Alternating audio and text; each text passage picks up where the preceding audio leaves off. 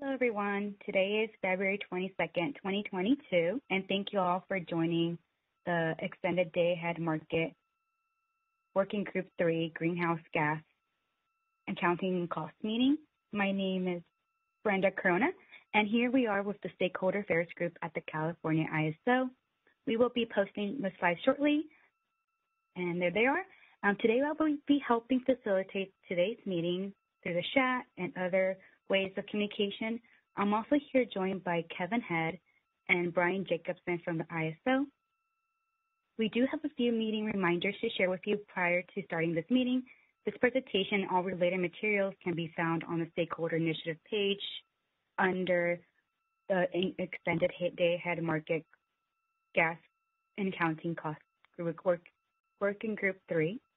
And then also these video files will be publicly posted under the Stakeholder Initiative page meeting for February 22nd. And also these related transcriptions should not be reprinted without any ISO's permission. Additionally, we have these call structures to stimulate dialogue and engage different perspectives and keep comments brief, professional, and respectful.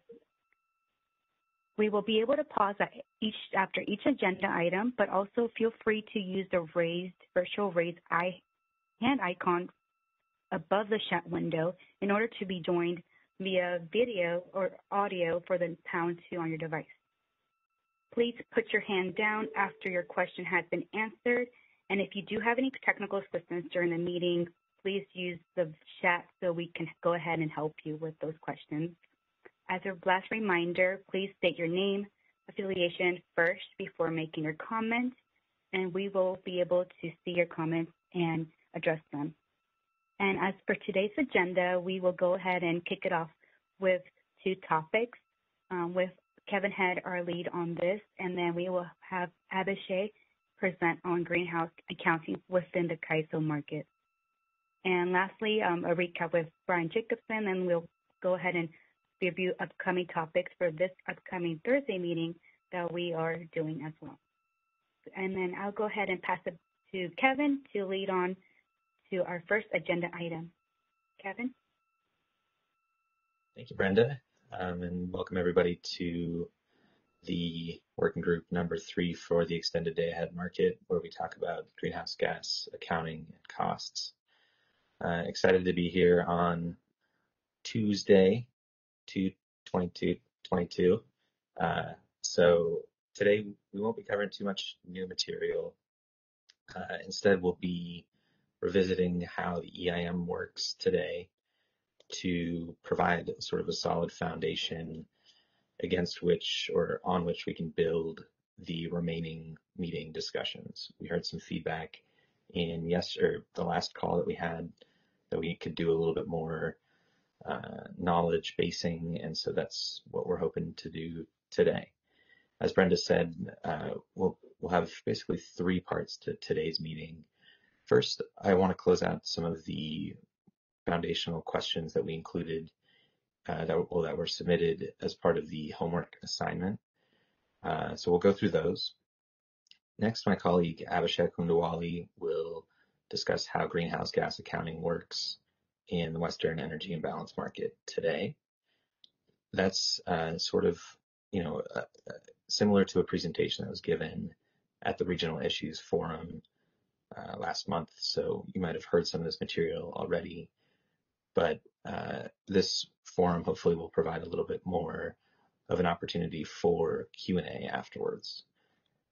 And then finally, we'll take that knowledge base and understanding that we've been working with and import it into the revised scope document that we drafted in last week's meetings. So the idea there is that it'll serve as sort of a reference document for work going forward, and also a point of comparison for when we're talking about the extended day ahead market proposals that are going to be provided on Thursday and next Tuesday. So overall, I think you guys can understand that the objective for today is to provide that solid knowledge base to the working group so that we're ready for the version 2.0 approaches. So I'm going to go ahead and share a document that is up on the working group website, and that is the what's called Homework Foundational Questions document. And what this is the few homework assignment questions that didn't fit neatly into the buckets that we had been using to sort of plot out the remainder of the scope topics that we need to address. And that was for one of two different reasons. One was that they're sort of more factual in nature and about how things work today. And considering the kind of content of today's meeting, I thought it would fit well in that aspect. And then some of the questions were things that are outside of the ISO's sort of normal wheelhouse. And I didn't want to leave the questions hanging, but these are the types of things that we can't respond as they are a different organization's purview. So I hope this next, 10, 15 minutes is useful for you folks to go through these questions in case you might have these same questions yourself. So I'll start with this first question, which is from PacificCore. Oh, and at any time, feel free to raise your hand and ask a question. I'll keep the list of you folks raising your hand up, so you can just raise your hand at any point, and I'll stop talking and give you a chance to speak. So the first question came from PacificCore, which is, why can't resources that are actually dispatched above the base schedule be used to determine the greenhouse gas obligation? So what I take this question to mean is, so if we've identified that secondary dispatch is when there's an attribution of a resource into to serve California load, if there's a secondary dispatch which increases the schedule of a resource that was not identified in that attribution, why can't we use that number to determine the emissions attribution? And I went back into the organization and got a response from one of our subject matter experts. And they responded back that the dispatch and the greenhouse gas attribution are calculated at the same time. And so limiting the greenhouse gas attribution dynamically to just look at those incremental dispatches above base schedules introduces a non-linearity. It makes it so that the optimization can't solve, or if it does solve, it results in uneconomic dispatch, which is inconsistent in terms of the dispatch and the pricing. So this option has been looked at before by the ISO, and it was determined to not be feasible because of these uneconomic and inconsistent dispatch issues. And as a reminder, the greenhouse gas attribution in the Western Energy Imbalance Market is limited to the difference between the upper economic limit minus the resource's base schedule. And that's something that Abhishek will talk about in a little bit. So moving on, Southern California Edison submitted a question which is basically asking, we understand that emitting resources may be dispatched up in the Western Energy Imbalance Market, while renewable resources might be deemed to actually be delivered to California in their place. How often does this occur? And how large of the impact is this type of dispatch attribution? And this is effectively, I believe, was what the question is asking. This is what we would call secondary dispatch. And it's been identified as an issue that we're working to resolve in this working group. We don't quite have a precise way to define it, but as Abhishek will be talking about in a little bit, there have been some attempts to quantify at least the potential secondary dispatch. And so his slides will talk about how that is, how often it occurs, and the extent of the issue. Moving on to San Diego Gas and Electric's question here. it's another question about secondary dispatch and whether or not we can,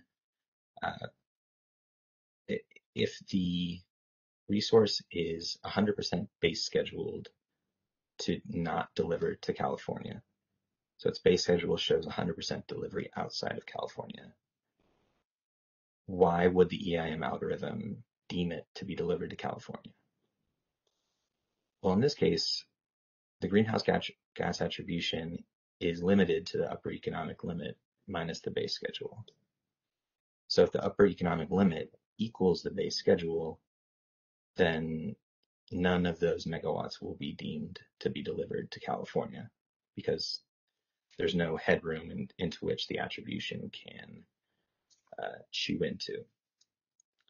So as far as I understand it, this particular case is not an issue that we see in the EIM today. And then as far as the remainder of these questions, we'll talk more about that as we discuss secondary dispatch. And just to clarify, the resource-specific approach that's being offered in this working group is effectively the same approach as the one that's used in the Western Energy Imbalance Market with some modifications. And obviously the Western Energy Imbalance Market is a real-time market, whereas the EDAM will be in the day-ahead time frame. Moving on, if there are renewables that are deemed to be delivered to California when emitting resources are dispatched elsewhere by the EIM, how well does the out-of-market action, which they call Carbs pro rata reduction of California load serving entities' annual greenhouse gas allowance reduction, account for this? So basically, how well does the energy imbalance market outstanding emissions equation works? So I don't want to rehash what Carbs spoke about last week, and I'll also note that a lot of these questions were submitted before we heard from Carb last week. So I just wanted to make sure that they didn't go hanging, but Carb should, I believe that Carb's presentation touched on a number of these points. And I'm not going to try to characterize what Carb stated in their presentation because the recording's up and the slides are posted. But in terms of how well the outstanding emissions equation works, I don't really want to go into that, and I don't think that I'm in a position to be able to respond to that. So apologies to Southern California Edison. It's just not something that we can really weigh in on.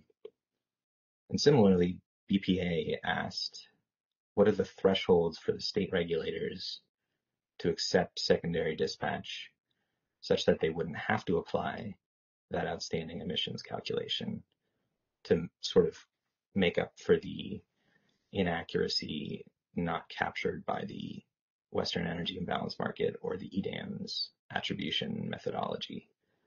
And also in this case, I don't think that we're in a position to be able to answer that because those questions are under the purview of the state regulators rather than something that's in the ISO's capabilities.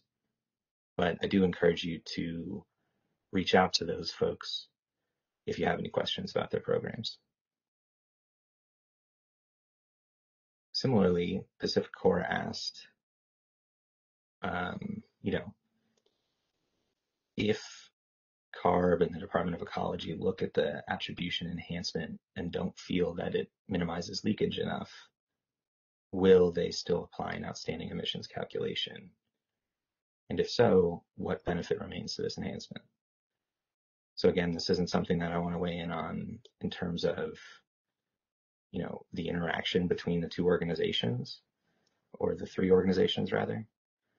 But I do think it's important that we put this into context that we are ultimately trying to come up with an approach to the greenhouse gas optimization in the day ahead time frame.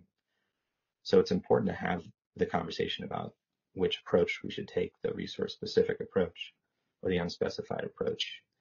And if there are potentials for enhancements to improve the accuracy of the resource specific approach or the unspecified approach, that's what we want to talk about in this working group. So I understand the question. I don't think we can answer it at this time, but I do think that discussing the enhancements to it is still worthwhile as they will improve market efficiency and ultimately, hopefully, enable the state regulators and policy objectives. Moving on, how does the EIM method for minimizing leakage compare to the EIM method? And does the ISO expect the secondary dispatch level to be more, less, or about the same? And this is a great question.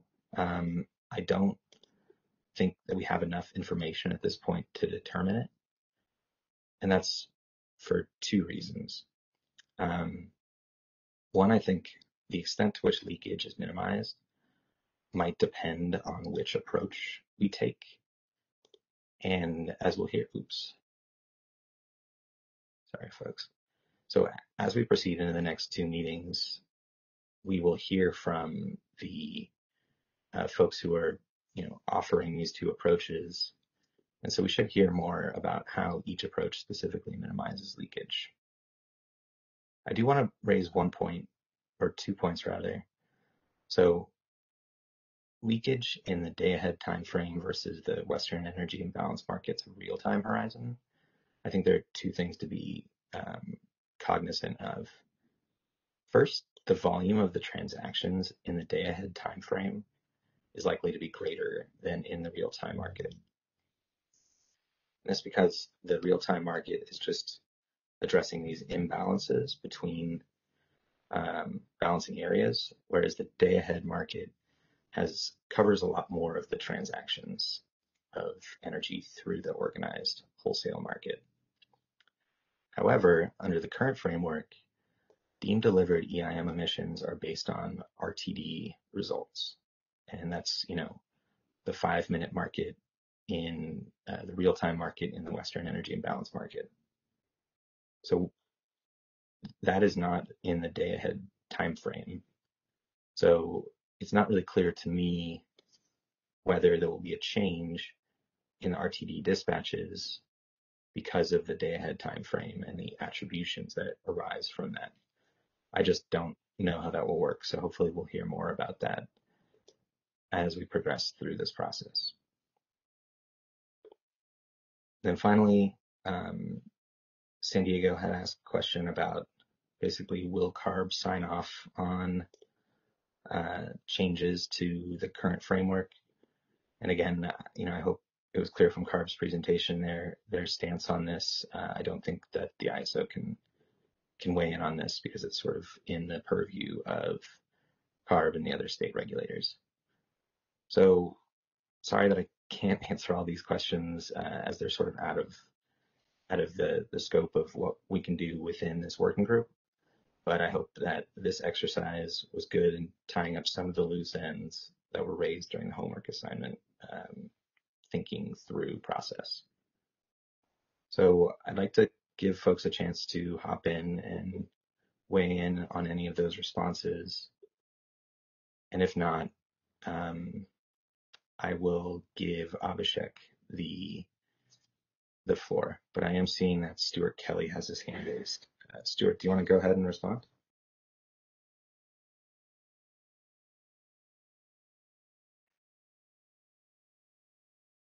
I see Stuart's hands raised, but Adam, I don't think that his microphone has been unmuted. Would you mind?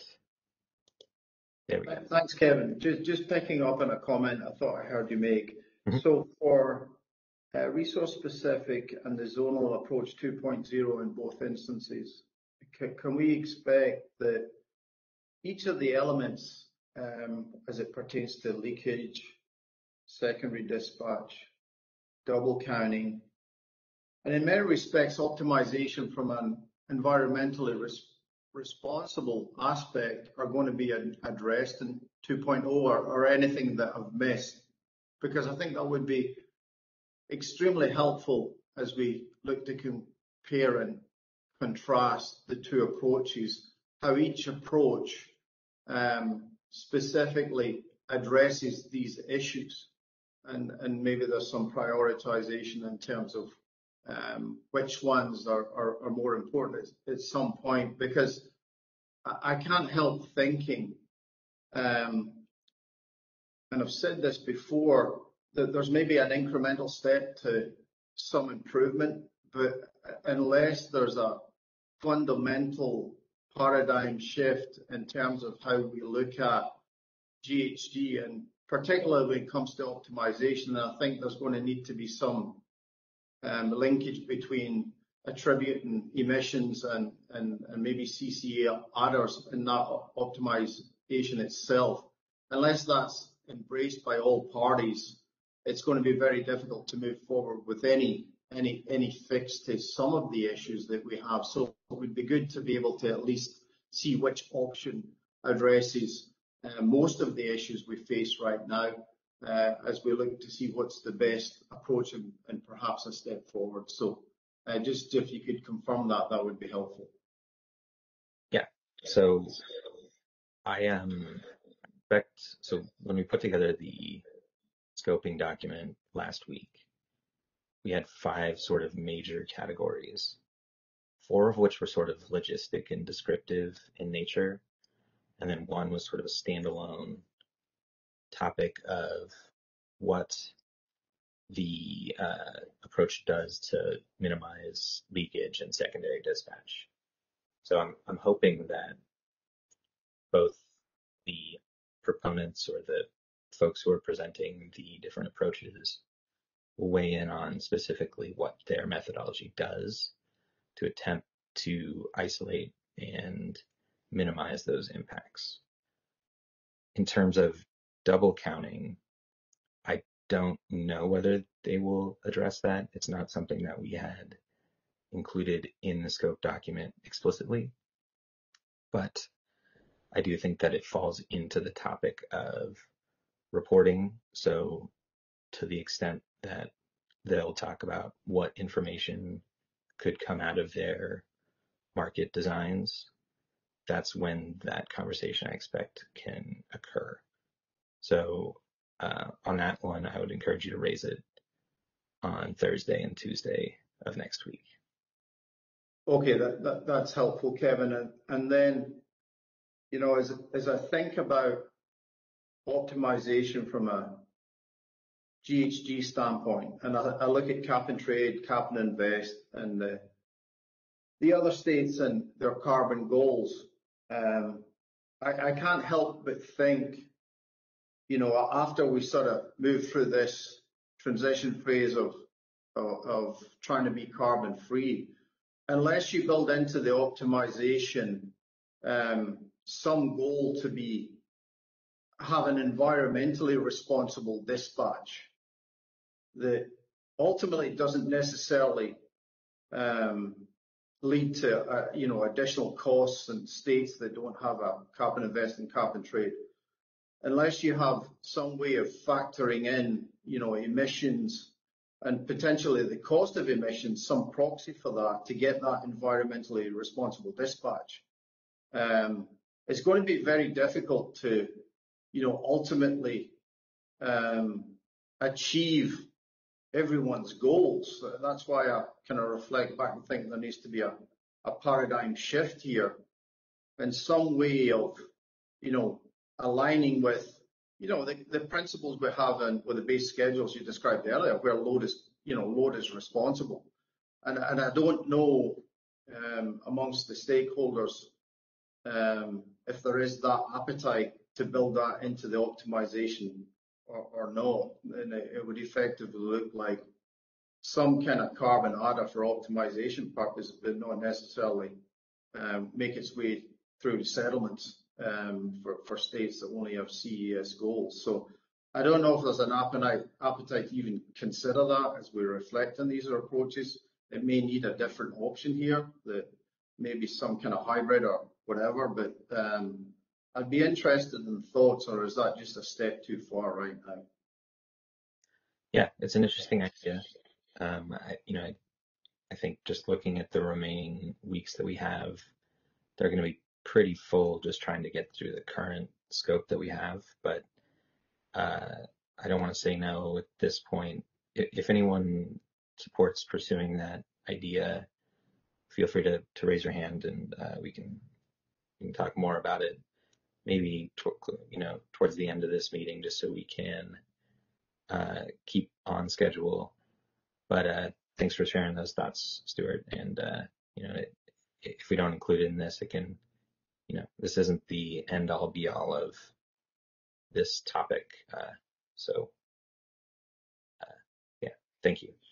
So with that, I'll move over to Jeff Spires, who had his hand raised. Jeff, do you want to hop in?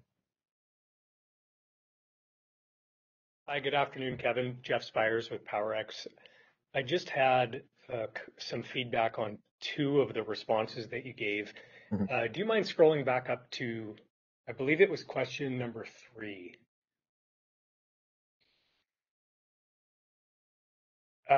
Yes, number 3. I was a bit confused as you were responding to this when you said that this was not an issue. And I think that the reason I was confused was probably just that I read the question a little bit differently. And I think I just wanted to clarify my understanding of this issue and make sure that it matches yours. So I think what you had assumed that the question was saying was if you had a base schedule for the entire range of the resource, such that there was no unloaded headroom remaining on the resource.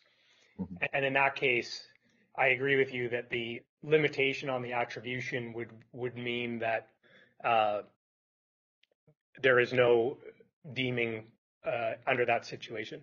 But when I read this the first time, I actually was just reading it a little bit more generically of a resource that has a base schedule that is not necessarily the entire output of the resource, but its entire base schedule is for delivery outside of California.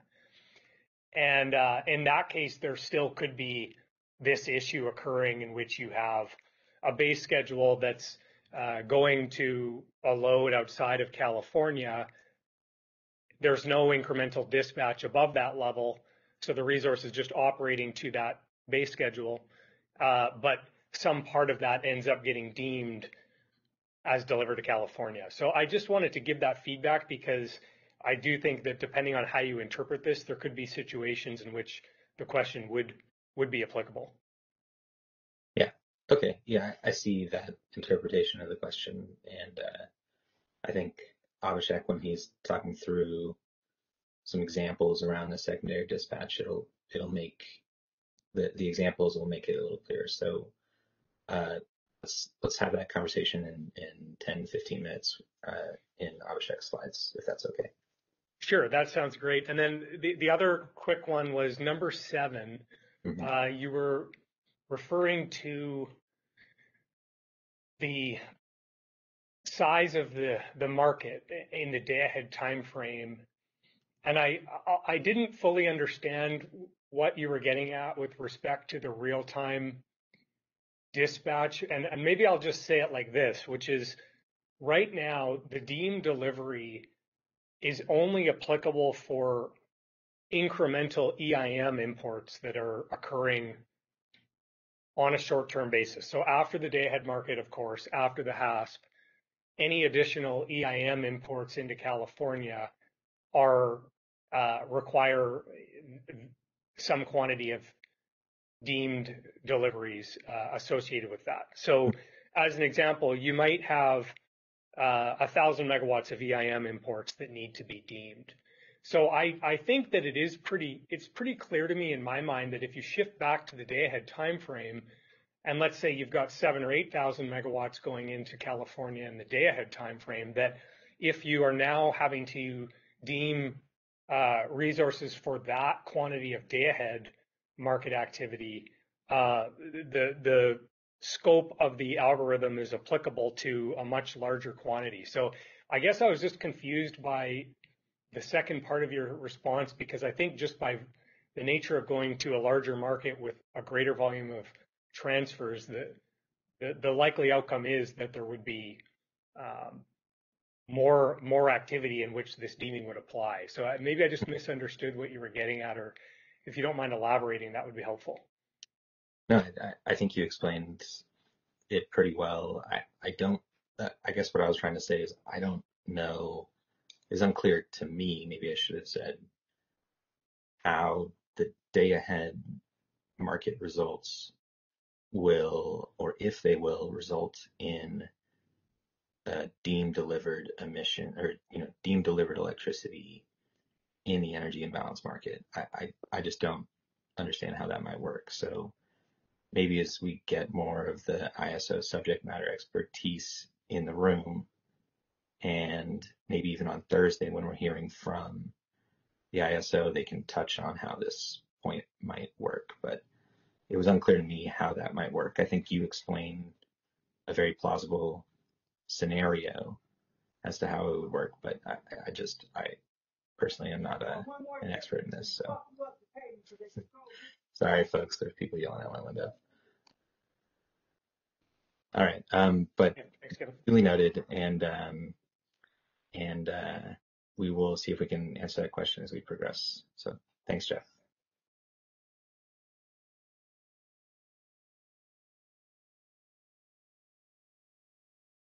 Okay, I only see Stuart's hand still up, and I think that's just left over. So with that, I will turn it over to the Abhishek Hundawali, who will talk about the approach in the EIM today. Let me just get those slides up really quick. And Abhishek, can you just confirm that your mic is working? Can you hear us? Can you hear me? I can, yeah. Okay, so I'll kick it over to Abhishek. And Abhishek, just tell me when to click through the slides, please. Sure, I'll do that. Thanks, Kevin, and hello and good afternoon, everyone. Let me introduce myself. I'm Abhishek Hundiwale, the Senior Advisor in the Market Analysis Group. So today's presentation is just, I've already, it's a similar presentation that I gave at the RIF probably a month back. Just to give you a little bit of background of what the current framework of GHG accounting is in the EM market, within the ISO market, in the EIM, within the ISO framework. Let's go to the next slide, Kevin. And we can talk a little bit about the secondary dispatches, which I have a couple of examples and the trends as well later on. So to give you a little bit of background, even before EIM in the ISO market, we try to achieve the objective function of optimization by minimizing the cost of all the dispatches. Obviously, you need to respect the transmission constraints to serve ISO load. So basically in the market, what happens in the generators, they incorporate their fuel cost and the marginal cost of operation, and they submit an energy bid in the market. So ISO would use these bids to get the least cost dispatch, obviously respecting the transmission constraints and the resource characteristics of the generators, the ramp rate and the other characteristics of all the generators. You need to respect those things. Now, with the introduction of cap and trade program, the generators within the California boundary and the imports coming into California from external area were subject to the cap and trade program. And as a result of this, there were some changes that had to happen. So the generators within the current ISO footprint would incorporate their GHG compliance costs in their energy bids in the day-ahead and the real-time markets. And similarly for imports as well, they would incorporate these compliance costs in their energy bids as well. Now, there are three types of imports. Just wanted to go through that would have a GHG compliance cost. One is the resource specific. Now, the resource specific imports are the imports, obviously, where the source of the imports are known, coming from known resources, they are contracted, have a tight quantity. They would be responsible for the GHG compliance cost at their resource specific emission rate. Now, the second one is the unspecified resource. We don't know what the source of the energy is. It's unknown. They would be responsible for the GHG compliance cost at the unspecified emission rate. That is at the default emission rate of 0.428 metric ton per megawatt hour. And then the third one is the asset controlling supplier. These are specific type of imports that are approved and registered by the California Air Resources Board under the MRR. These are certain areas that are approved by ARB, and they are assigned a system emission factor for the energy that is imported into California. So these, whatever I talked about, this was even before EIM, just whatever happened in the ISO market. Now, with the introduction of energy imbalance market, that is EIM, the market optimization would minimize the total cost to serve across all the balancing authorities in the EIM, and that would include ISO as well in that. They would optimize all the balancing areas, looking at all the fuel costs of all the generators that are in the EIM entities as well. Obviously, you need to respect the transmission constraints in the EIM areas as well, and plus the EIM transfers. Now, for resources that are in EIM area, they would not have any GHG compliance cost if they are serving a load outside California. So they would not have to include any GHG compliance cost in their energy bids. Now, let me back up a little bit. So with the introduction of EIM, the EIM participating resource would need to submit two bids. That is the energy bid and the GHG bid adder. Now, if a participating EIM participating resource would need to submit a GHG bid adder, they would need to submit a GHG bid adder to reflect its willingness to be deemed delivered into California whenever we have EIM transfers into California. Now, the least cost dispatch to serve ISO load would have two components. I mean, there would be others, but two major components. One is basically the energy bids that are internal to California that already includes the GHG compliance cost and the GHG attributes through the EIM transfers. Obviously, you need to respect the transmission constraints and the resource characteristics of all the generators as well. And then the last point, the energy from EIM delivered into California would be subject to GHG regulation, and they would have GHG compliance cost. So let's go to the next slide. Yeah, so this is a very, very simple example that I created. Very, very simple. There are just two generators just to see how the mechanism works, how the LMP composition works. Very, very simple example of there is one generator in EIM and one generator in California. So the one in California has a GHG compliance cost, and the energy bid would include the GHG compliance costs.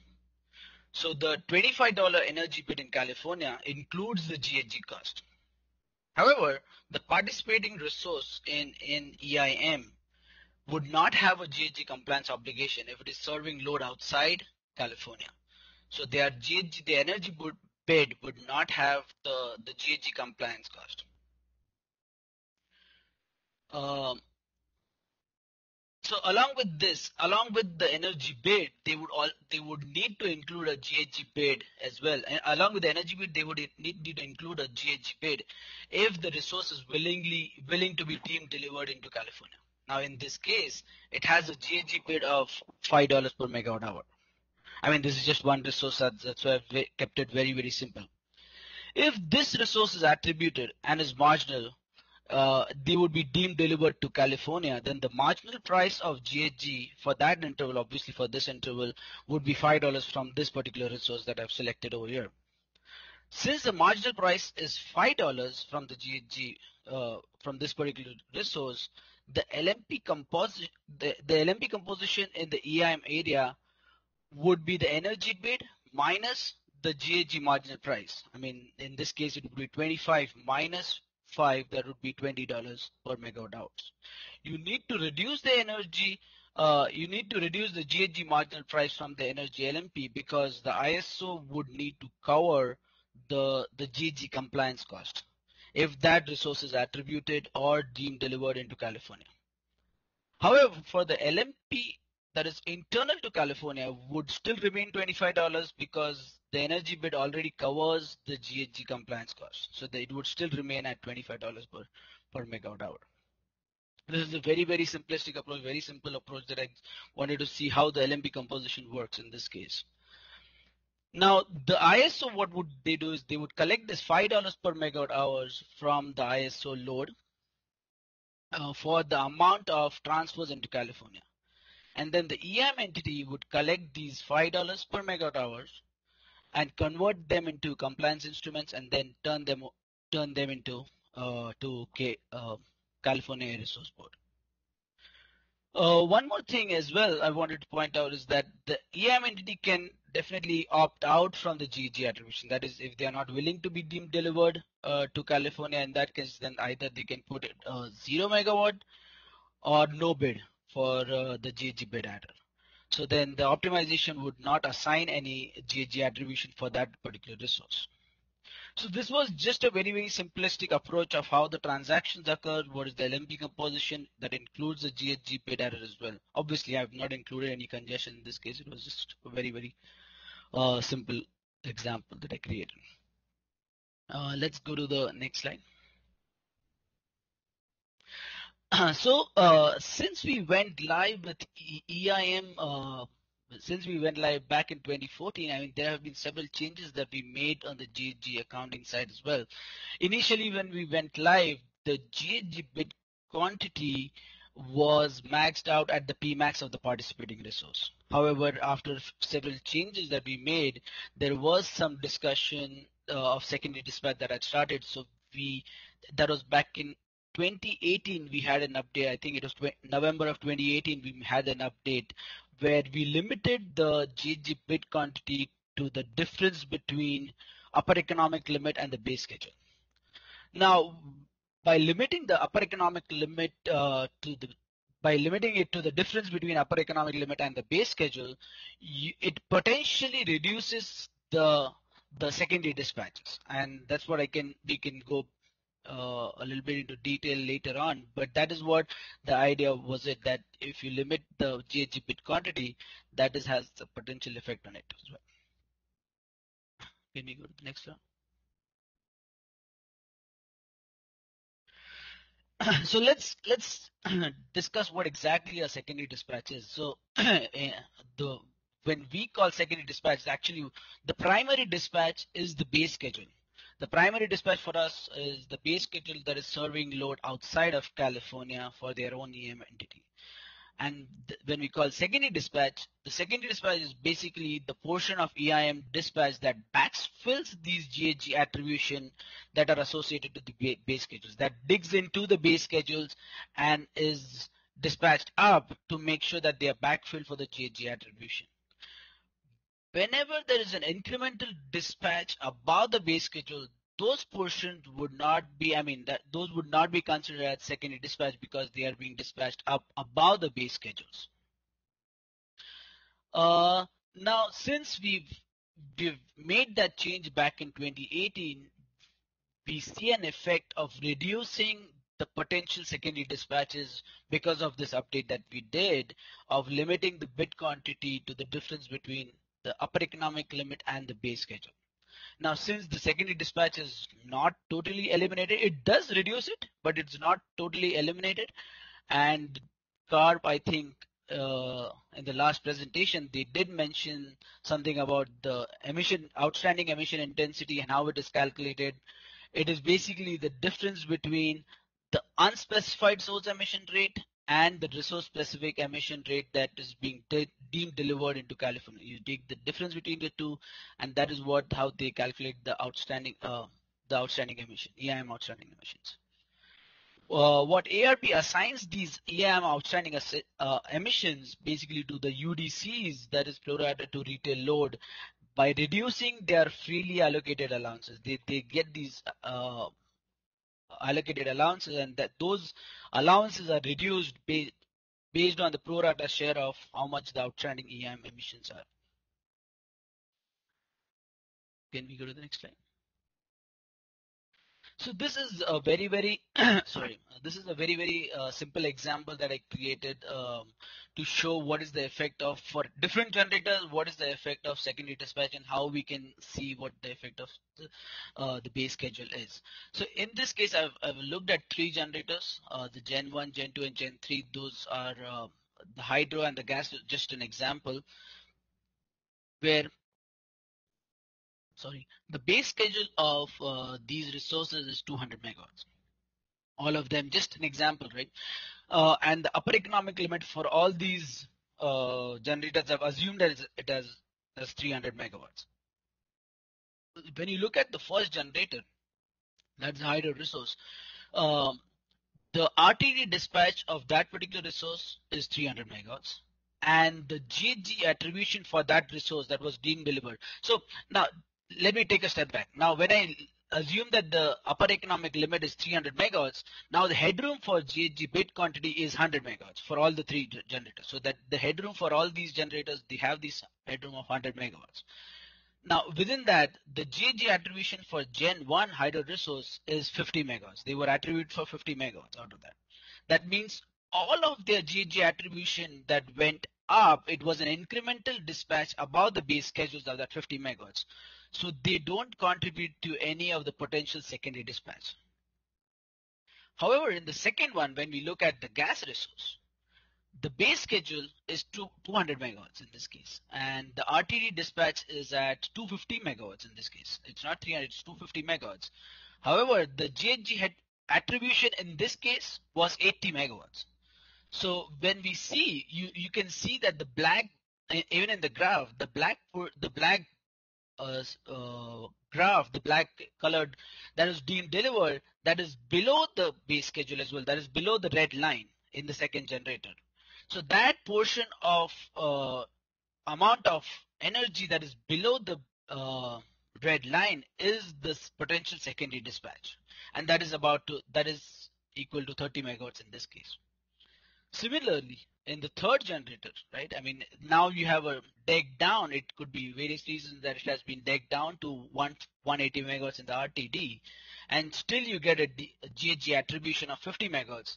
In this case, since all of the portion of GHG attribution is below the base schedules, they would have a potential secondary dispatch of 50 megawatts.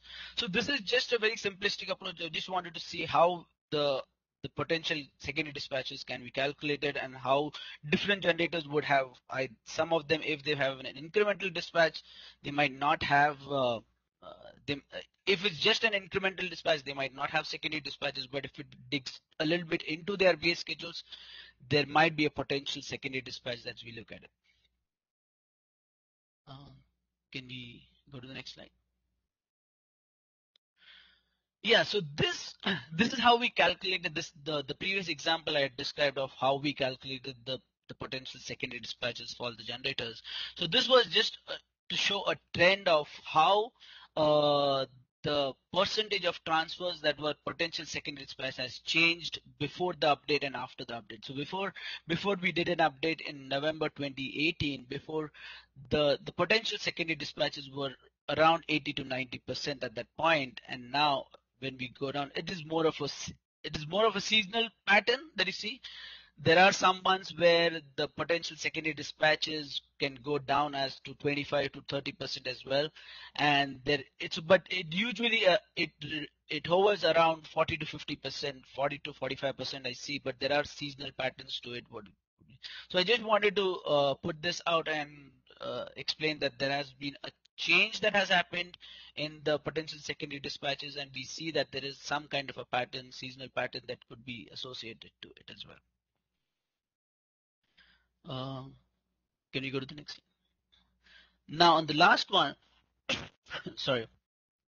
This, along with all these calculations that we've done, this is just to tell that even in ISO we do track the GHG emissions to serve ISO load as well.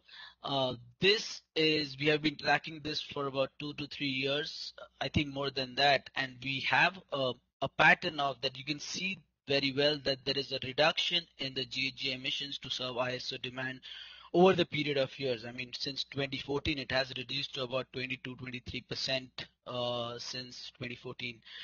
There are 3 aspects of it.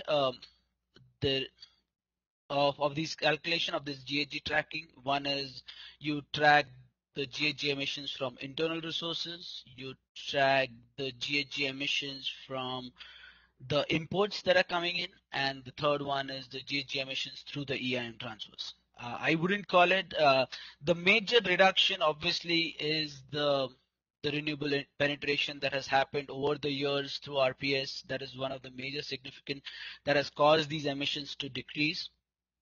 But EIM does factor in. It has some effect on it of reducing the emissions. I wouldn't call it as the major effect, but definitely it is one of the effects of reducing the GHG emissions. So this is just what we track and how we've been tracking this over the period of years. And the only one caveat that I would want to put out is that in our calculation, we do take credit for the exports as well. So whenever there is energy that is being delivered outside California, we do take credit for the export emissions that is going out as well in our calculation. So that is one change which happens that is different from what how ARB California Resource Board does their calculation as well. So this is different, but our calculation is just for informational purposes only, and we keep on reporting that every month as well. That's about it. Any questions on? I went through a little fast. I didn't know because most of this was already there at the riff, so I didn't know how detailed of a discussion that we wanted to get into this one. Yeah, thanks, Abhishek. We do have a question from Kevin Cito. Maybe I'll just turn the line over to Kevin to ask his question and just verbally. So, Kevin, do you want to go ahead and ask your question? I think it was on slide 6.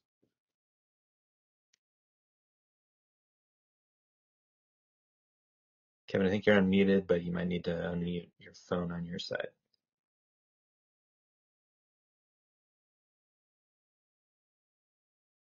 Okay, I don't think it's going in, but let me, I'll just read out his question,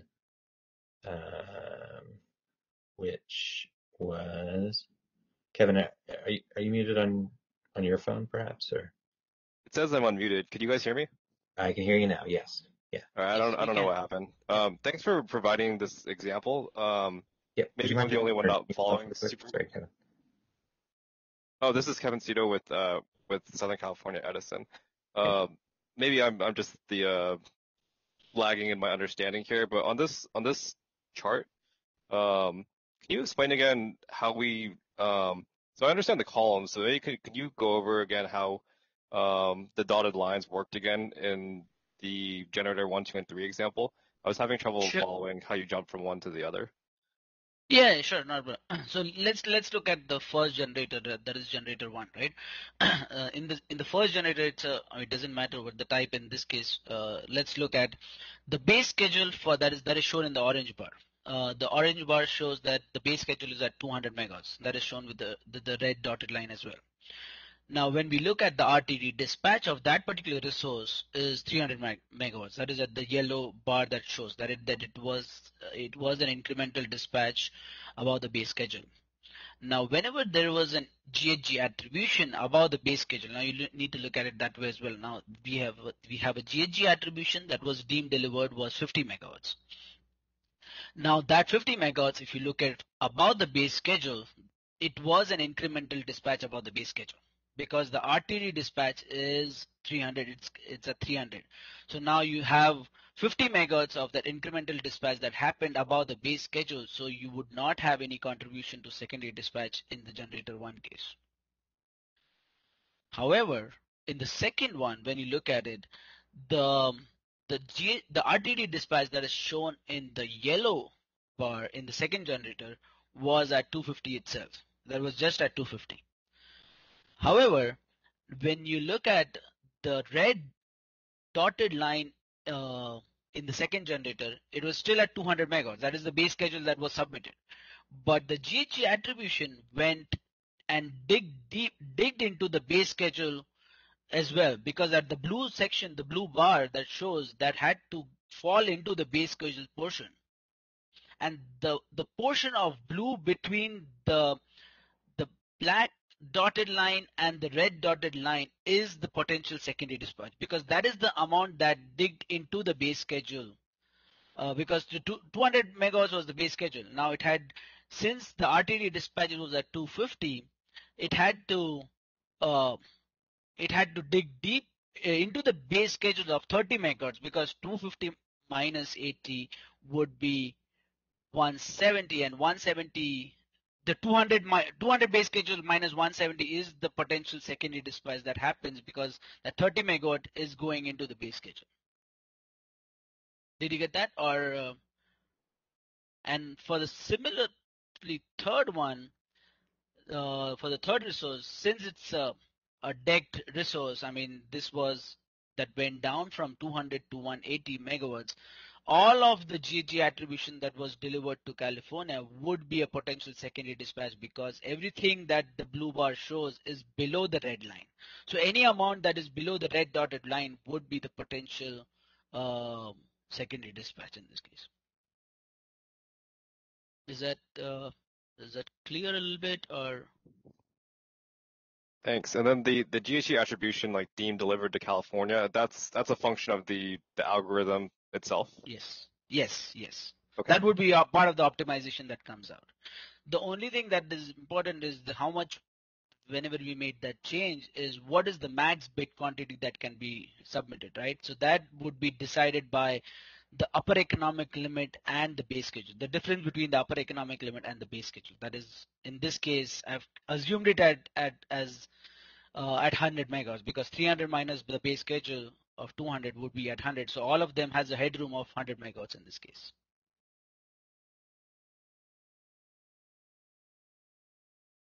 Thanks, Abhishek. Kevin, if you're good, if you wouldn't mind lowering your hand, or if you have any more questions, you can keep your hand up. I'll just move to the next individual. Okay, thanks. Next, I see Anthony D. Aquila. Anthony, would you mind going ahead with your question? Good afternoon. Kevin did me a favor. This is Anthony D. Aquila, City of Pasadena. Kevin got me 3/4 of the way through my question, so I only have a quarter left. Abhishek, in the second generator 2 in the center, I think you described the base schedule as energy that was going outside of California, or deemed outside of California. What changed the difference between that and the redispatch is the secondary dispatch, but what's replacing the resource? Or that difference between the red and the new line after the redispatch? And why is that 30 megawatts not going outside of California still? What's changing that? I mean, there could be several reasons for it. I mean, there could be some economic displacement that might be happening, or there could be something that is happening that might be changing this. And that's where, whenever the amount of that blue portion that is below the red line, that is the amount that would be dispatched by some other resources that may be going up. So that amount would be supported with the GHG attribution that you see that is deemed delivered into California. So now in this case, you see a deemed, for the generator 2, you see a deemed delivered of 80 megawatts going in. But out of that, 50 is the incremental dispatch. And that 30 is the dispatch that would be supported by some other resource in this case. Understood.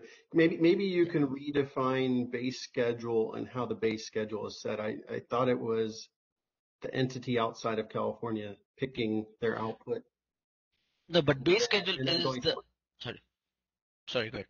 And that output going somewhere else. So if that's their base schedule, why is the ISO changing it? I think it's maybe the definition of base schedule. Can you read? Yeah, but base schedule is the amount of schedule that are submitted before the algorithm, before the optimization. That is what the EIM entity submits as the base schedule before the market runs. But who are they submitting it to? Into the ISO market, or is it outside? That's what I'm trying to figure out. It is in the ISO market. Okay, that clears it up. Yeah. So it's in, I think you described base schedule as something going outside, and that's what was confusing me. But if it's an inside dispatch and secondary dispatch changed it, I'm okay with that. No. Base schedule is what they submitted before the optimization runs. That is being supported to serve their demand. But that is before the optimize, yeah. Before the EIM entity's demand. So is that the generator in another BA outside of California, or are you talking about inside California load? I think the terminology is confusing me, so I'm trying to figure out orange, which is the base schedule. Where is that going or intended to go based on that schedule? And that is the thing, right? It is intended to go to support the demand outside California in their own BAAs. It is intended to go. But then the optimization, when you run the algorithm, the RTD dispatch is what you find out that the intention was 200 megawatts, but according to the optimization, it was dispatched at 250 megawatts for the second generator. Right. So the difference between the red is that energy produced inside the ISO going to serve their demand outside of the ISO and export, therefore a GC obligation? No, it could be various reasons, right? I mean, what if the load forecast changes between what they submit and just giving an example, right? Just give you an example. What if the load forecast changes and there is a higher load forecast? So that higher load forecast should have been supported by the algorithm, and there are some resources that are being dispatched up as well.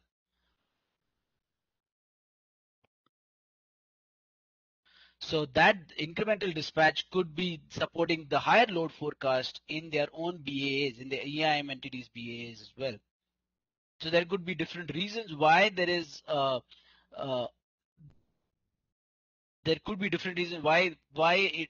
might be resources which are still at the base schedule, and there are some resources which might be higher or lower than the base schedule.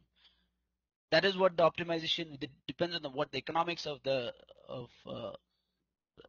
So the ISO is serving that load and doing it cheaper for the EIM entity? Is that the answer?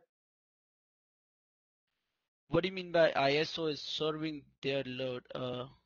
Well, EIM entity had 200 schedule. They're replacing some of that schedule. Maybe it was the schedule of 30 megawatts. They're doing it cheaper than the base schedule resource? It is supported by their own resources. It is being supported. We are optimizing the whole of EIM entity, all the balancing areas in one. So we would run the economics and we would find out there are other resources which are being dispatched up to support that higher load forecast that we found out for that interval.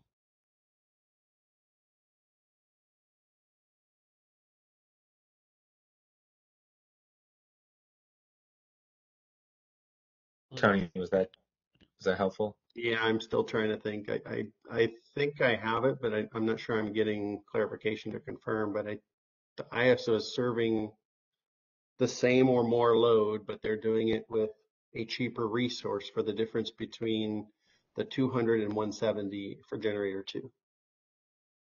And if that's a correct statement, then I'm fine and no more clarification is needed, but I'm not sure I'm getting a confirmation of that or I'm getting a different answer, so I'm a little confused.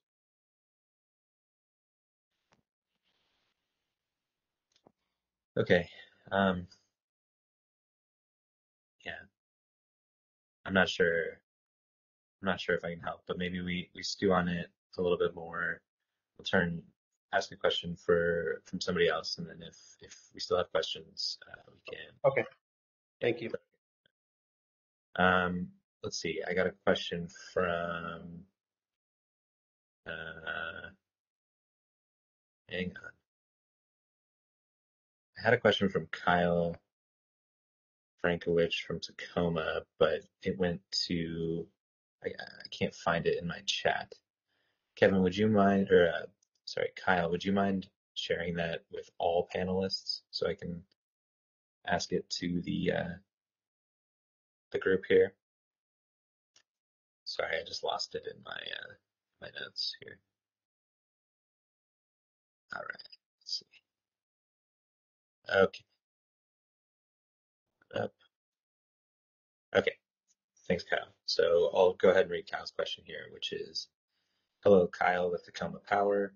I have a question. I understood from Q1, meaning the questions that I had posed previously, we talked about at the beginning of the meeting.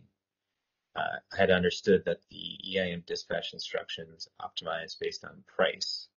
So dispatch and greenhouse gas attribution is calculated simultaneously. how then can the optimization consider just the difference between the base and max economic dispatch? Does the optimization include the possibility that a resource could be ramped down?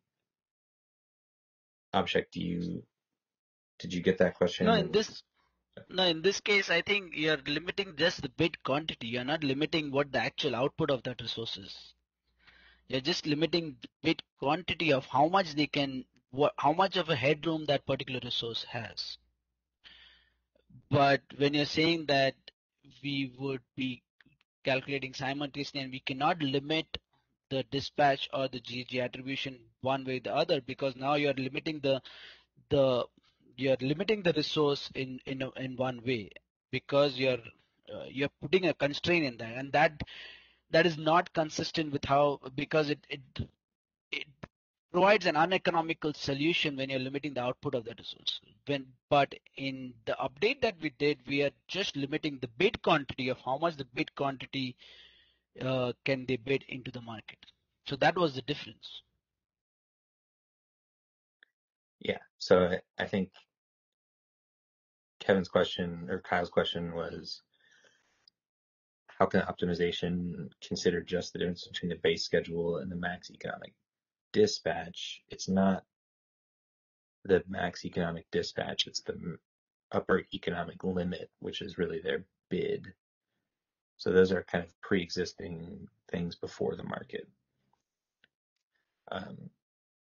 And then his second question was, does the optimization include the possibility that a resource could be ramped down?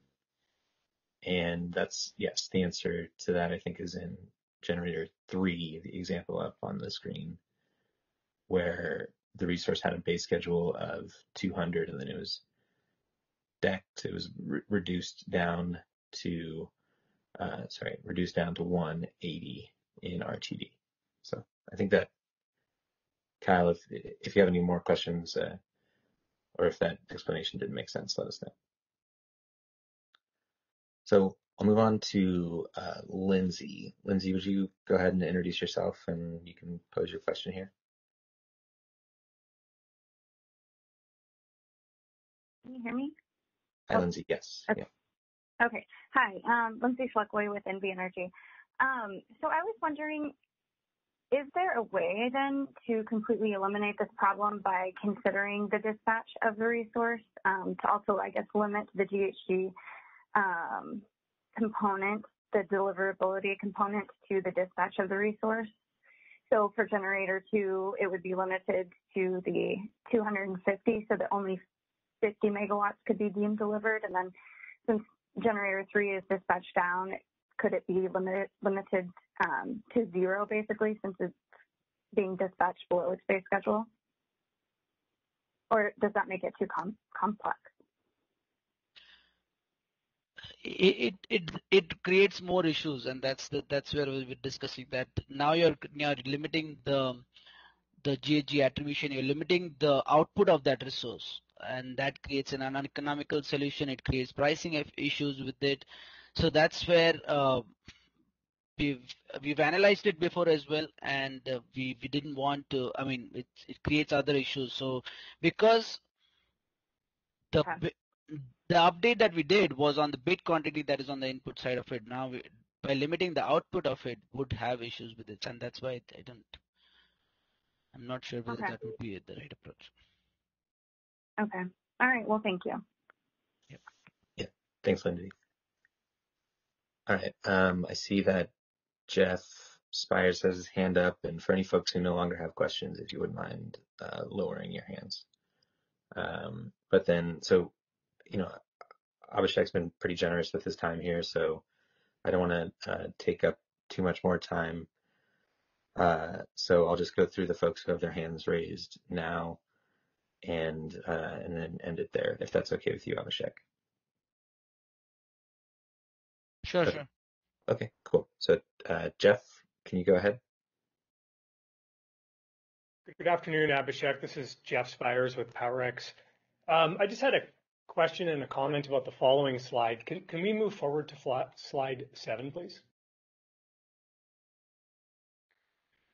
So first of all, I appreciate this slide. The first question was just to clarify, to make sure that I understand what this is showing. But if I kind of paraphrase what this is, basically this is the percentage of the energy that was deemed delivered to California in a particular month, and from a resource that was already base scheduled to meet load outside of California. Is that basically what this is showing? Yeah, so in this case, if this is the percentage of EIM transfers that were deemed delivered into California, and out of that, how much of the base schedule, how much of it was attributed as a secondary dispatch, as we went through the calculation before, how much of it was attributed as a secondary dispatch for the month? Yes. Okay. So, for example, before the enhancement was put in place, somewhere between 80 and 90% of the energy that was being deemed delivered to California was associated with a base schedule during those months before the enhancement. Yes, potential secondary dispatch. Yes.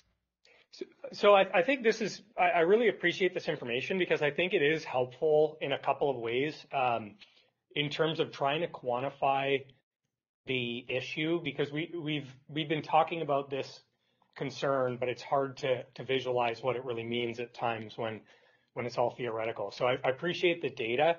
There's a couple things that jump out at me just for thinking about this issue. I mean, the first, it's notable that the enhancement helped, but it's still, even after, it's still a significant challenge to the extent that 40 to 50% of the deemed deliveries are coming from resources that are already base scheduled. But I actually think that the thing that really jumped out at me the most was that outcome before the enhancement.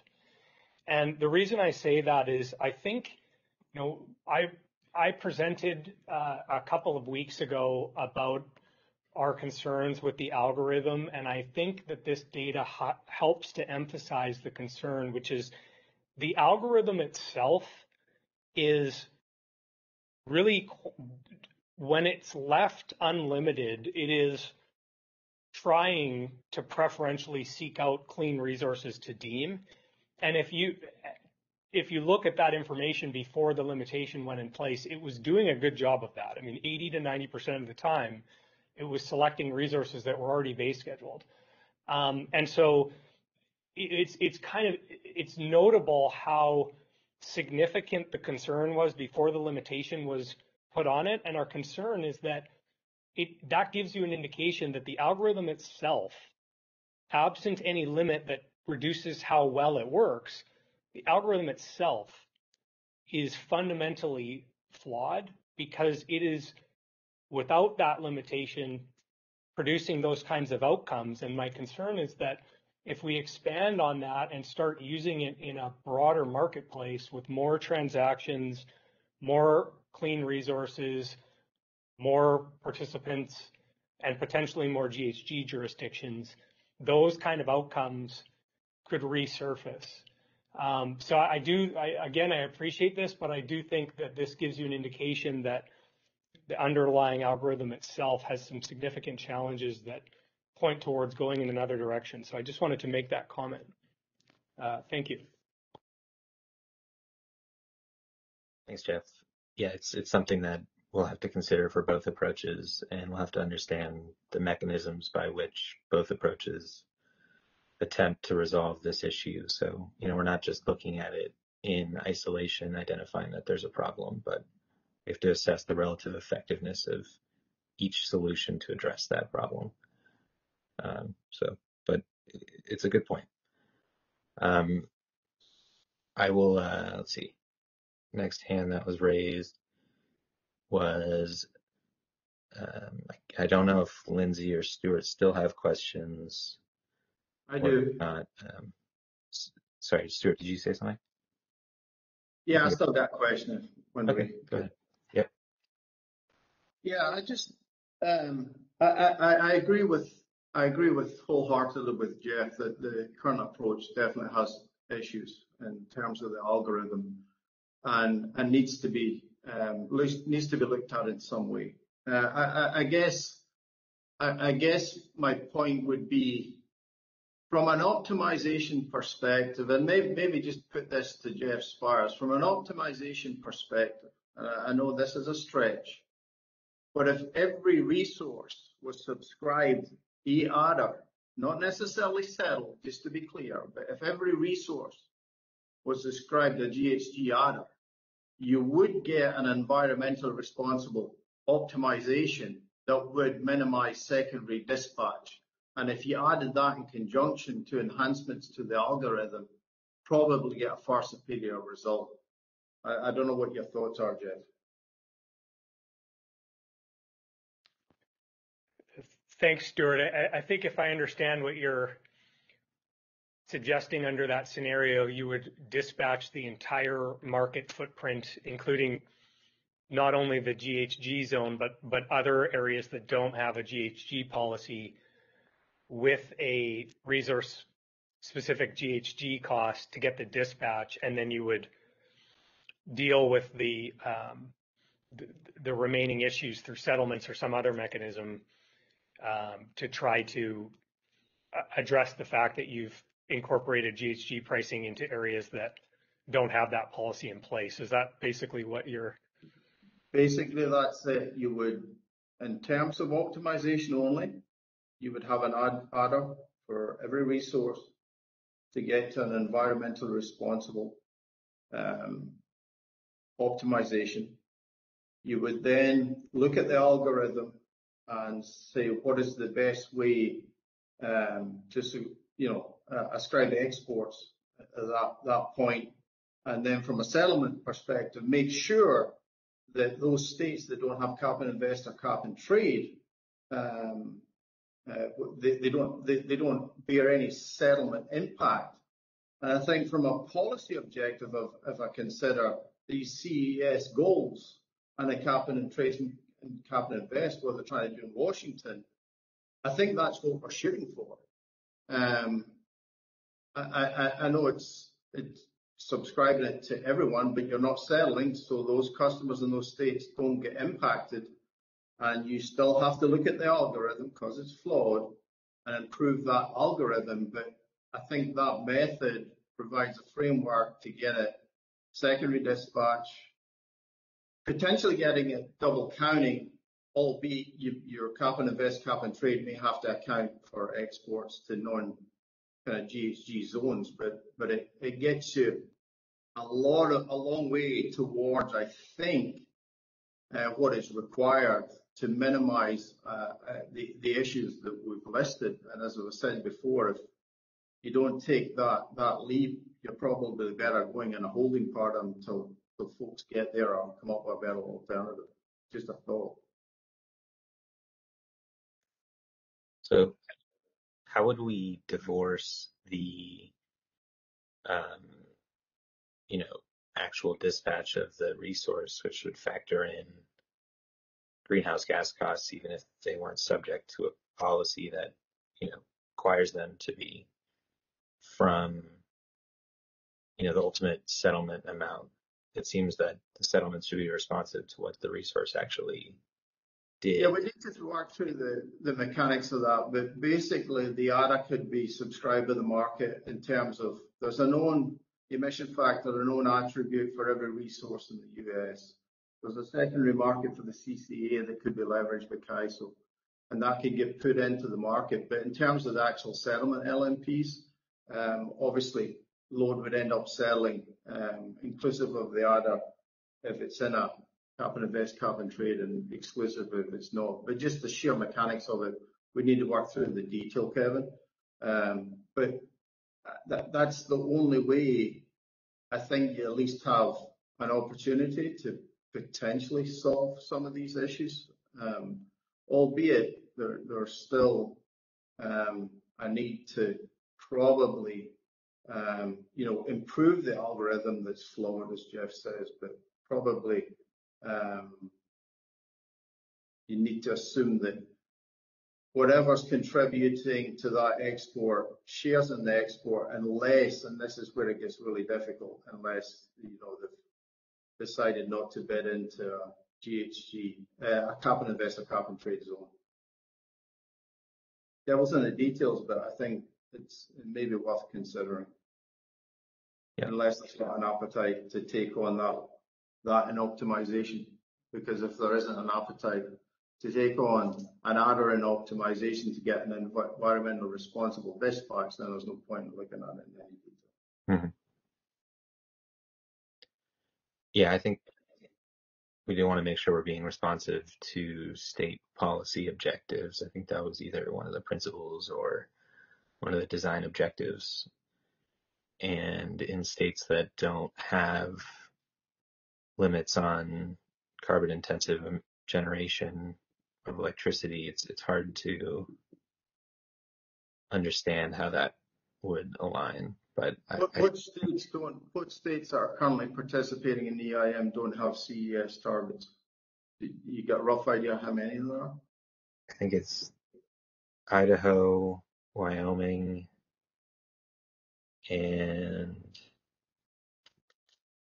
possibly Montana, but I'd have to go back to my notes. But let's just for the sake of today's conversation and respecting Abhishek's time, let's move on. But Stuart, I don't want to let this issue pass us by without thinking about it more. So let's see if we can close out this discussion and then either in this meeting or a later meeting continue pulling this thread because it's an interesting one. So I see I have two more questions raised and then let's cut it. So first would be Alan Meck. Alan, can you go ahead? Hi, this is Alan Meck from San Diego Gas and Electric. I wanted to try pinging Jeff's point of view just a little bit further along Stuart's line of thinking that there might be other factors mitigating the data that we're seeing here. Because I recognize, I agree with Jeff that this is a little troubling, even after November 2018. But if we were to see more and more entities in EDAM joining in some sort of GHG taxing policy, wouldn't that tend to also mitigate the effects that we're seeing here? Essentially, wouldn't all these other balancing authorities start competing for these resources and reduce this deeming problem?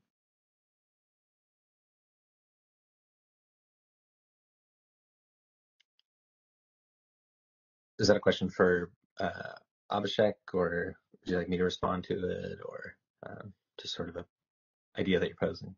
Really, I would be interested in Jeff's perspective because he's okay. The one who's the most fervent on this, I would say. But I'd be interested in hearing anyone's response. Mm-hmm. Okay, Jeff, do you want to respond, or? Sure, I'll keep it really brief.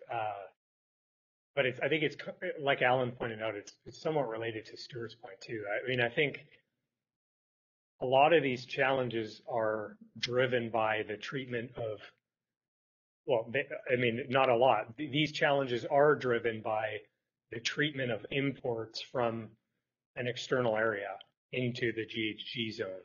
So to the extent that the GHG zone expanded to cover the entire market footprint, or a large part of it, I think that would be much more simple at that point once you have all of the resources that are effectively providing their GHG cost and through their market bids. So, in a lot of ways, it would be more simple either by only having GHG zone, a single GHG zone that covers the whole footprint, or from a market dispatch perspective, as along the lines of what Stuart was suggesting, of incorporating GHG costs across the whole footprint, and then essentially getting the dispatch to reflect that GHG cost for each resource, and then trying to do something after the fact. I think that there are other complexities and policy considerations that are likely to stem from trying to do that. So I don't suggest necessarily that we go down that road or not. It's an interesting thought, but to Alan's initial question, I mean, this complexity really does revolve around the import question. So, but I think the fact of the matter is we're going to be faced with that for quite some time. So I think we have to find a way to navigate it while we're facing it. Yeah, I agree, and I think it was a good answer. So, Alan, I hope that helps, and then I'll turn it to VJ for the final question in this area. Thank you. Abhishek, thanks for doing this again. You presented this at the EIM RIF meeting, but this discussion was a lot more flavorful and detailed. If you go back to the last slide, the second most top slide with the generators and everything, I don't have anything more substantive to offer, but an idea for future to appreciate this better. As you were walking through these different steps, I think there is a bit of a sequence of things happening that lead to how the attribution is identified, deemed, finally what dispatch is happening. So while you do lay it out in that box, I'm wondering if there's a staircase approach to explain the sequence of those dotted lines and how that's getting defined, because there's a bit of a sequential staircase logic to what's finally happening. So that's one comment, not a concern or criticism, please, at all. And my only other very naive question would be, I think that the confusion I had, which I think Stuart or somebody brought up as, or SDG&E, somebody brought up as deemed delivered to California, but maybe I got confused here with the exports of resource going out. So maybe something to keep in mind, but I appreciate this is more of a constructive comment than any specific question. Thank you. Thanks, Vijay. Thank you. Thanks, Vijay.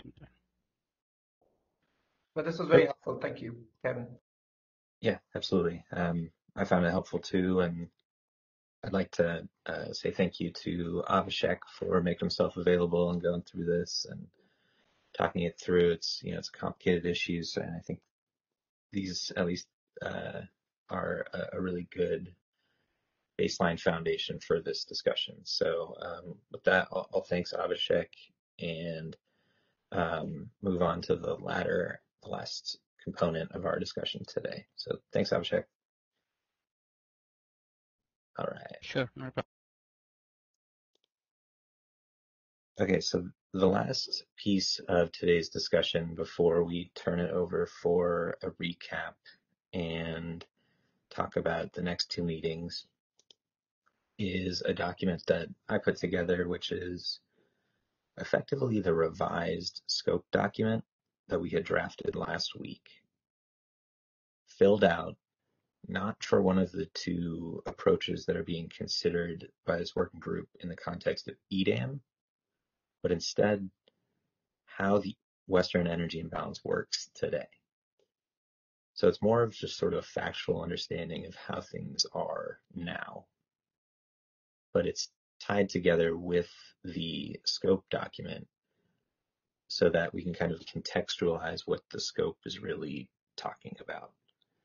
And I think this will be useful. One is just a piece of reference material that will exist for us as the working group to refer back to if we need to. And then also, it'll be useful as a point of comparison for the extended day-ahead markets, the two different proposals that are being offered, so that we can see, okay, here's what's staying the same and here's what's changing. I would like to note a few things. So one is I don't explicitly call out that this applies to the real-time market, but it does. It's not in the day-ahead time frame. And second, some of these items won't be applicable to the unspecified or zonal approach because the EIM doesn't use an unspecified zonal approach. It uses the resource-specific approach. And of course, this is my best attempt to get this on paper, but if I make any mistakes, this isn't, a governing policy document. It's meant to help facilitate our discussions in the context of this working group. So if I make any mistakes, I apologize. So I'm going to just read through this document, and if folks have questions, please raise your hand. I see that Stuart and VJ have their hands up still. If you guys wouldn't mind lowering those down, that'd be helpful so I can just have a good starting point. So the first, and remember this is in the context of that revised scope document, which is posted onto the ISO's website, the working group website. And the first question is what is the greenhouse gas compliance area? So in the EIM, it uses the balancing authority area as the unit of account, so to speak, of what the greenhouse gas compliance area is. It doesn't use, load serving entity or state boundaries or anything like that. It just considers the balancing authority area. And there aren't any special considerations for international transactions. Canadian and Mexican suppliers are treated the same as other non-California states. One of the questions, or two of the questions that we got was, well, what about balancing authority areas that span multiple states? For example, PacificCore has, its balancing area covers a number of states, and it even dips into California. Well, the current Western EIM model does not consider those different state boundaries. It only considers what balancing area the generating facility is in. Moving on to talk about, what elections can be made to take part in this, specifically whether supply resources can elect to serve greenhouse gas areas, and if so, what's the frequency that they can do that? And the answer is supply can, yes, it is optional to serve the greenhouse gas compliance area if you're located in a non-greenhouse gas zone. And then that election is made on an hourly basis because that's the increment of time that's captured in the bids. They submit hourly greenhouse gas megawatt bids. Next, it only considers carbon prices. It doesn't include any consideration of RPS or clean energy standards.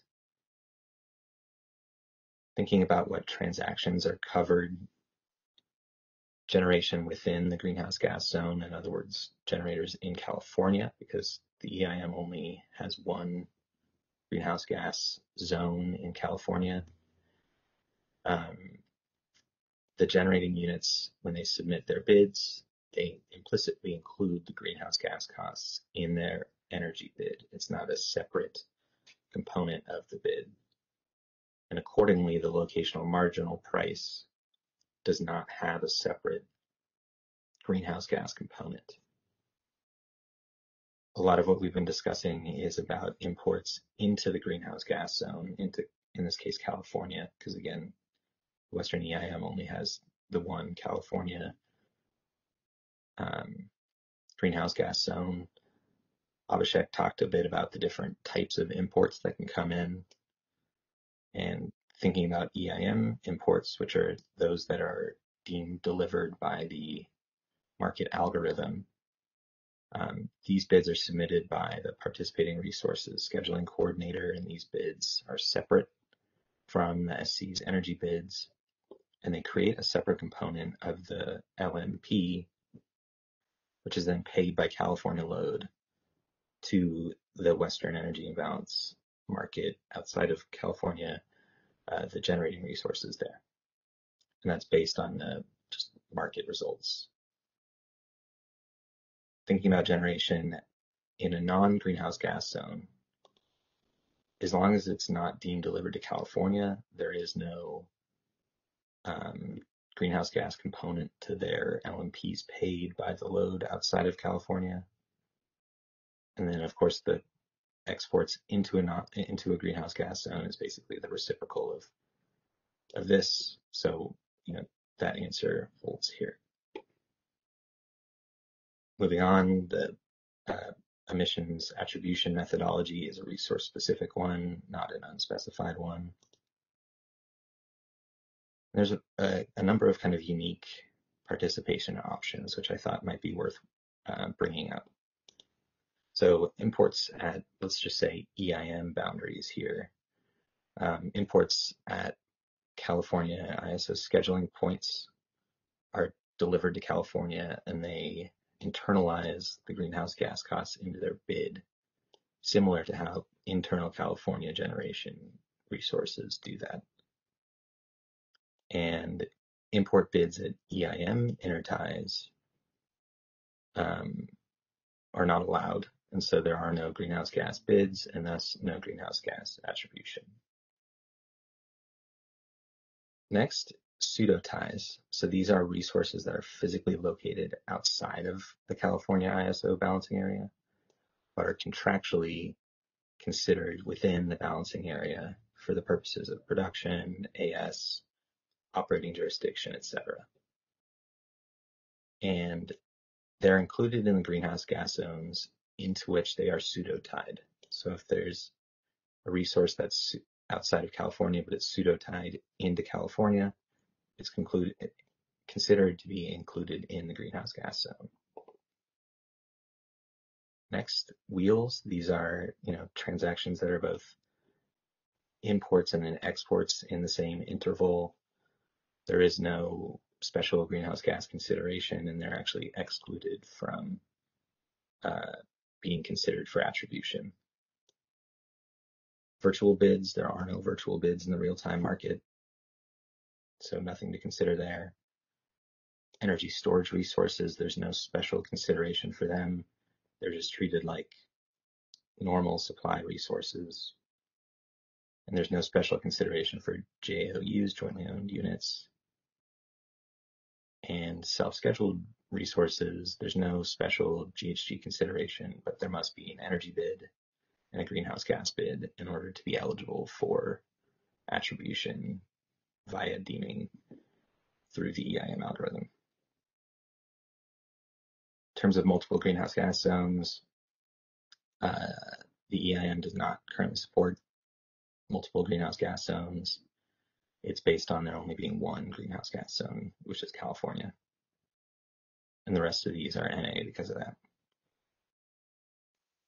So we'll pause there. Does anyone have any questions? Otherwise, I can move on. Hey, Doug. Yep, Doug, can you go ahead and introduce yourself and then raise your question?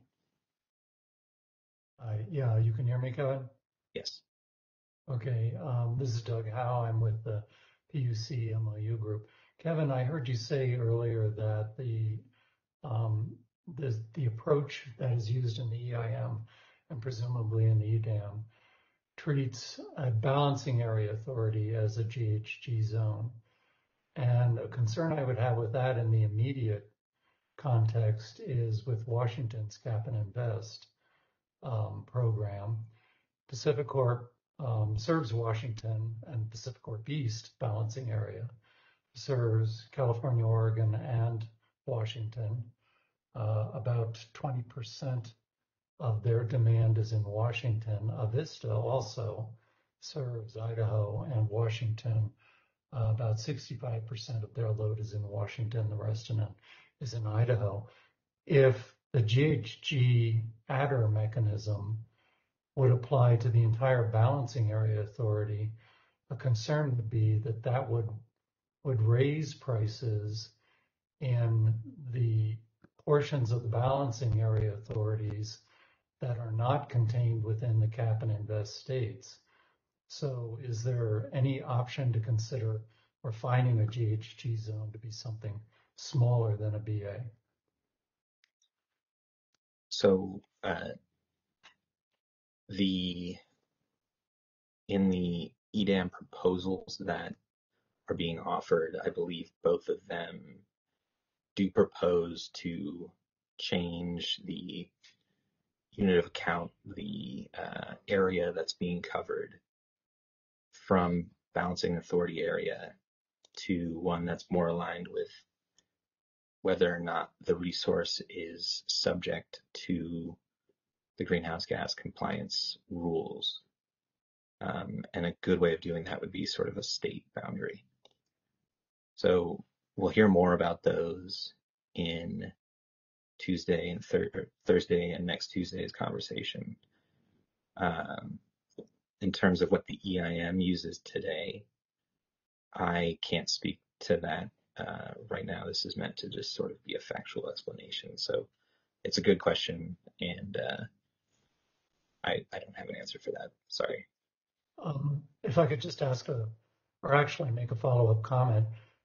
So to those who are going to speak on both the unspecified and the specified approach, would that mean that the utilities or the BA scheduling coordinator would have to submit a base schedule by state within their BA? I'm not expecting an answer to that now. I'm just putting that on the list of questions that they would likely have to answer. Okay, duly noted. We'll mark that down. I think the relevant folks are listening in. So thanks, Doug. Good question. All right, I'll move on, running kind of short out of time, so I'll just go through the ones that I thought were important. I thought some of this information was key. These approach-specific ones I can just skip because they're more relevant to the day-ahead market. We have talked about secondary dispatch already today, so I'm not going to go into detail here.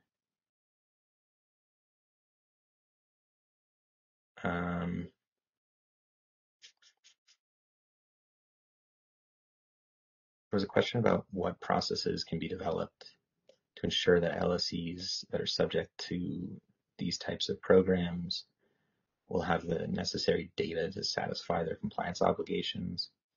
I think I've talked about this a few times, but our market doesn't change. There's no special functionality to provide any incremental data, particularly to support RPS and clean energy standards. There is some data that comes out of the market that's used in Carbs programs, which we've talked about already.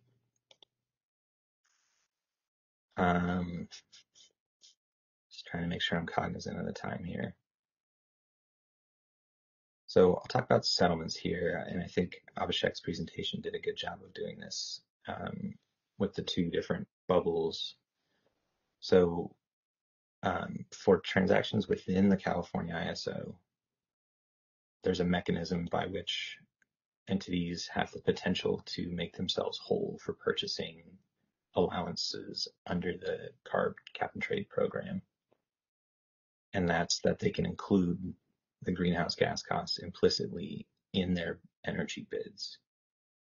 And so if they're settled at a higher price that's set by that bid, they will have revenues that they can use to procure allowances. Similarly, under the EIM, if there's imports that are being delivered to California, the greenhouse gas component of the LMP, which is set by the bids that are submitted by EIM scheduling coordinators, is paid by the load in California to the generators so they can use those funds to procure allowances. So that's the mechanism by which there's a potential to be made whole. And then just thinking very quickly about reference levels. So these are things that are meant to be an approximation of a generating resource's costs. In California, the cost reference levels, which are default energy bids, minimum load costs, startup costs, include a greenhouse gas component in them based on the heat rate and the emission rate, et cetera, of the resource as it's registered in master file. And reference levels for resources outside of California do not include those greenhouse gas costs. However, those resources their greenhouse gas bids, that separate bid adder component, is subject to a greenhouse gas bid cap, or sometimes it's called the maximum greenhouse gas bid, which is based on the prevailing greenhouse gas index price traded on secondary markets, the allowances that are bought and sold on secondary markets, and the particular generating resource's highest heat rate. In other words, its least efficient operating point. And that's based on the California index price multiplied basically by the highest heat rate and the emissions rate of the unit. So that's a very brief summary of how the EIM works today, and I hope it's helpful to see how this is filled out compared to how we will be sort of maybe not filling out this exact document in the next 2 meetings, but is meant to be sort of illustrative of how one could fill it out in the context using the EIM as an example. So I want to give Brian Jacobson some time to do a recap of the meeting, and then I want to save a little bit of time at the end to talk about Thursday and Tuesday. So with that, I'll turn it over to Brian. Brian, can you go ahead and give us a little recap? Sure, Kevin. Thank you. So today was all about setting a foundation for the subsequent deeper dive into the resource-specific and unspecified EDAM design scope topics in the coming weeks. So today we came at it from 3 angles. One was addressing the set of questions from the homework assignment that were more foundational. And so Kevin walked through those 8 or 9 questions. The one discussion topic, one of the discussion topics on that was a request that the leakage and secondary dispatch topics get a compare and contrast kind of approach in our deeper dive discussions. Then the second way we came at it was a presentation from California ISO subject matter expert on how the current Western EIM works with respect to greenhouse gas dispatch and reporting. And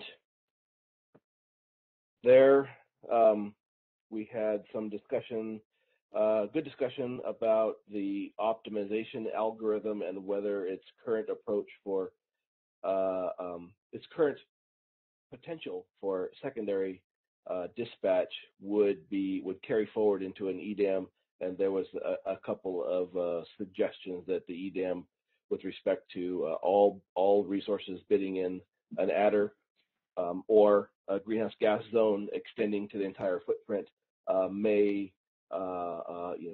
impact that the current representation of secondary dispatch. And then the third way we came at the foundational issue was Kevin's review of the EDAM scope document and overlay how the current Western EIM addresses or is related to some of those topics. And there, unfortunately, we did not have a lot of time for discussion. One discussion item there was on how the current single BAA GHG area would be extended to the EDAM, and if we had two or more, then how would that deal with some of the footprint issues that Doug was talking about? So there, I think we have our foundation for our deeper dive on Thursday, and that's all I have, Kevin. Thanks. Yeah, thanks, Brian. So thanks, folks, for joining in today. I just want to add, I saw a question from Carly Page from the PUC of Nevada about sort of cross-cutting issues and how reporting might be, it might be worthwhile to have a discussion about how reporting works across the different working groups and more broadly in the EDAM. And it's something that our team is thinking about. I don't want to commit to anything, but I think there was discussions about having that conversation in a particular venue. So I don't have a good answer for you now, but we're thinking about it. And then there was another question about where someone could find the scoping document. I'll pull up the EDAM working group. This is today's web page, or the working group web page.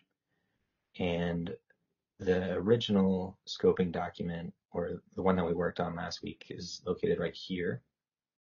And this is sort of the blank one that I then filled out on using the EIM as an example, and that's located right here.